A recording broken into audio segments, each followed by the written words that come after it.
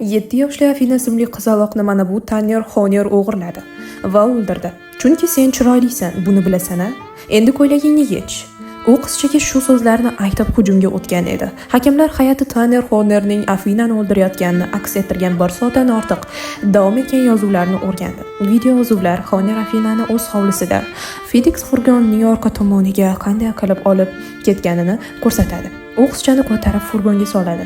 Eshikni yopadi, u haydab ketadi. Afina juda aqlli qiz edi, u qo'rquvni his qildi va so'ray boshladi. Biz qayerga ketyapmiz? Nima qilyapmiz? Hatto u qotildan qayta siz bola o'g'risimisiz deya so'radi. Sud zalida hakamlar hay'ati a'zolari ho'ngrab yig'lashardi. Prokuror yig'lardi, himoyachi advokatlar yig'lardi. Bu voqea real hayotda sodir bo'lgan va butun dunyoni larzaga solgan. Qotil o'z aybiga iqror bo'lgan va hozirda umrbod qamoq jazosini o'tamoqda. Aziz ota-onalar, farzandlarimizni ko'z qorachig'imizdek asraylik.